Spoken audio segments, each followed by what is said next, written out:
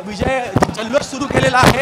आपण पाहतोय जल्लोष सुरू झालेला आहे पायऱ्यांवरती आणि या पायऱ्यांवरती जल्लोष सुरू केलेला आहे।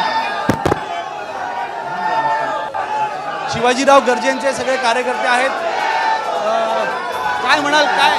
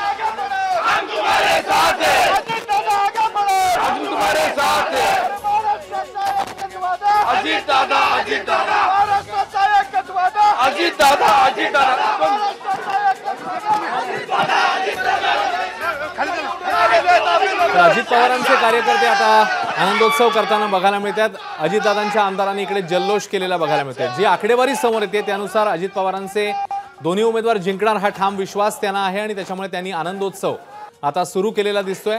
आमदार आणि कार्यकर्ते हे दोघंही आता जल्लोष करताना पाहायला मिळतात।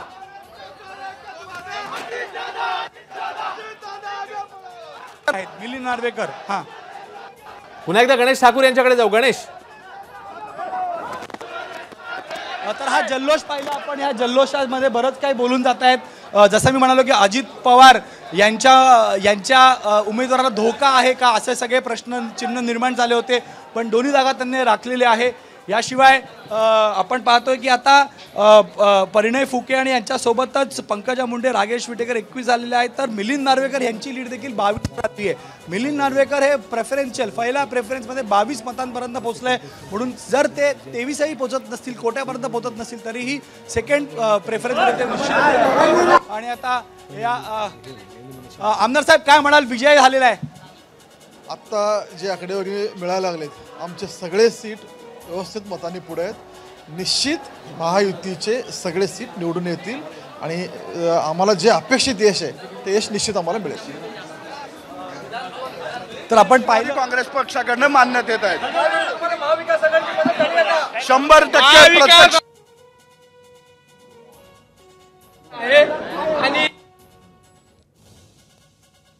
निघून गेले। आम्ही नाही सांगणार आता।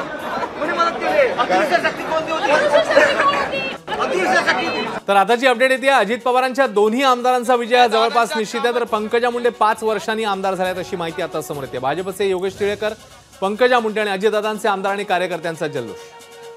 माझ्यासोबत आहेत सुनील भाऊ, काय म्हणाल? दोन्ही जागा तुमच्या जवळपास दोन्ही जागा जिंकल्या। अजितदादाच्या नेतृत्वात आमदारांनी शिक्कामोर्तब केलंय।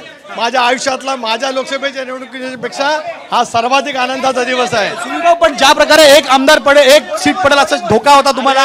जे म्हणत होते त्यांना त्यांची जागा पहिला प्रेफरन्स दाखवली। Yes yes yes, I very much happy, I am very much happy for this, I am very much happy. Yes, अरे अभी तो चुन के तो आए हैं, देखेंगे ना अभी क्या है। यस यस, विजय दाखवताना सुनीलजी एक मोठं आव्हान होतं। सुनीलजी, मोठं आव्हान होतं तुम्हाला वाटतं? हे मोठं आव्हान होतं कारण ज्या प्रकारे लोकसभा असं आहे की अनेक वेळेला आव्हान आहे असं दाखवण्याचा प्रयत्न केला जात असतो, परंतु आम्हाला ठाम विश्वास होता की अजितदादांच्या नेतृत्वाखाली यावेळेला पहिल्या प्रेफरन्स मध्ये आले, तर क्रॉस वोटिंग झाली तुम्हाला वाटतं याच्यामध्ये? पहिला असं आहे, आम्ही आमच्या गुणवत्तेवरती आलो आहोत। उलट अजून किती बेरीज वाढते त्याची मी वाट बघतो। क्रॉस वोटिंग होईलच। यस, सुनीलजी इथे आलेले आहेत, बाईट देत आहेत, तर हा विश्वास आहे बा। इथे आपण पाहिलं की ते म्हणतात अजून बेरीज वाढेल, अजून संख्या वाढेल, म्हणजेच कुठे ना असा प्रश्न इथे उपस्थित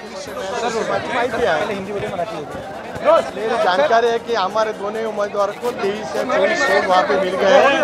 आई am very pretty confident that our 2 and Mahayuti के सारे उम्मीदवार वहाँ पे चुनकर क्या क्रॉस वोटिंग हुई आपको लगता है? क्योंकि अभी देखेंगे जब पूरी जानकारी हो जाएगी तब पता चलेगा क्या हो रहा है।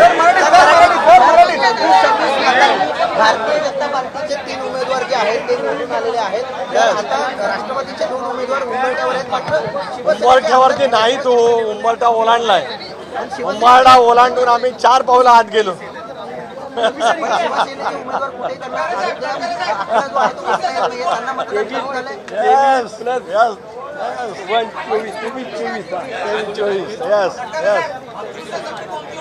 अदृश्य शक्ती कोणती होती ज्यामुळे महायुतीला मदत मिळाली? अशा खूप अदृश्य शक्ती आहे ज्या नेहमीच आम्हाला मदत करत राहतील. पुढच्या कालावधीमध्ये सुद्धा आपल्याला तर नक्कीच उद्याच्या भवितव्यामध्ये अनुभवायला मिळेल. ही विधानसभेच्या निवडणुकीची एक झलक होती ती या निमित्ताने आम्ही महायुतीने पार करून दाखवली. राष्ट्रवादी शरद पवार गटाकडून वारंवार सांगितलं जात होतं की आमच्या संपर्कात आमदार आहेत ते आम्हालाच मतदान प्रत्येकाला आपली जागा आमदारांनी दाखवून दिलेली आहे.